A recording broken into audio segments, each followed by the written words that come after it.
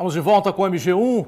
Um estudo conduzido pelo Núcleo de Estudos e Pesquisas de Saúde de pessoas em situação de rua, em parceria com alunos de um curso de medicina, analisou a situação de rua em Manhuaçu. A pesquisa revelou 3 perfis principais. São eles: pessoas em pobreza extrema, dependentes químicos e também de trabalhadores informais. Veja na reportagem de João Vitor Nunes. O estudo mapeou 18 pontos de concentração na cidade, como rodoviária, praças e avenidas. Em uma pesquisa feita com aproximadamente 50 pessoas, surgiram 3 perfis principais de moradores em situação de rua: os que dormem nas ruas, aqueles que possuem casa, mas vivem entre a rua e o lar, e os que dependem economicamente da rua. Nós temos 3 grupos, 3 perfis distintos das pessoas que estão na rua, que compõem esse coletivo pessoas em situação de rua. O primeiro deles, aquele que dorme na rua, ou efetivamente o que eles chamam de morador de rua, que é aquele que todos os dias pernoita na rua e não vai para um albergue e não volta para casa porque não a tem. O segundo grupo é um grupo que utiliza substâncias psicoativas esporadicamente, sobretudo sexta-feira, e ele fica no movimento pendular casa, rua, casa, rua. Ele dorme 2 dias na rua, dorme 3 em casa, pernoita 2 na rua. Esse grupo, ele também compõe parte da situação de rua, inclusive de acordo com um decreto que existe nacional, que fala que pessoas que não apenas pernoitam, não apenas que dormem efetivamente na rua, mas as que pernoitam esporadicamente. E um terceiro grupo, que é um grupo que não utiliza substâncias psicoativas, composto majoritariamente por homens, que são os grupos dos trabalhadores informais, sobretudo composto por catadores de papelão e vendedores ambulantes, que esporadicamente pernoitam na rua.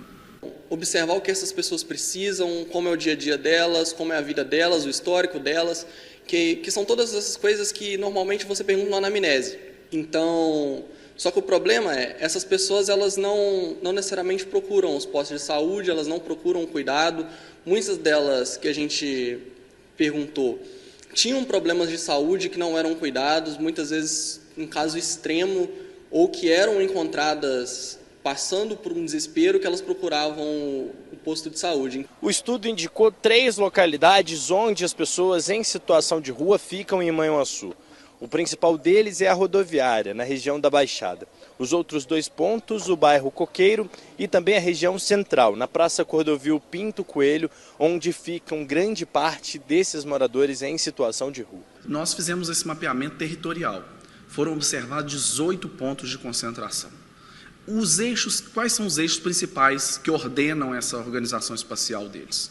Sobretudo região da rodoviária, você descendo até a igreja matriz, que é os pontos principais. Então você tem região da rodoviária, Avenida Tancredo Neves, você tem todo o entorno ali, com Rua dos Fialhos, toda essa região é muito adensada em termos da população em situação de rua.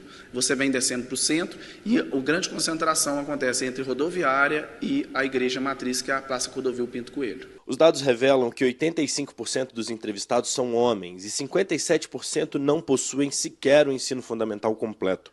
E o mais alarmante, 28% deles sofrem com violência frequente nas ruas. A gente percebeu uma série de questões, né? Por exemplo, alimentação. O grupo que dorme na rua é o grupo que tem piores índices de alimentação. Até pior mesmo daquele grupo que utiliza substâncias psicoativas, que nós estamos chamando de grupo B.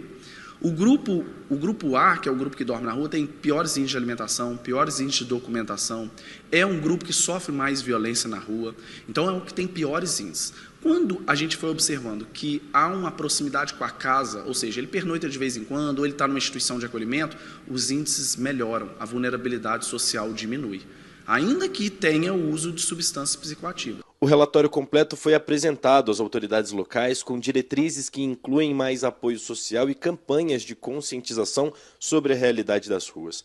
A esperança é que com esses dados Manhuaçu avance na construção de políticas mais inclusivas e humanas.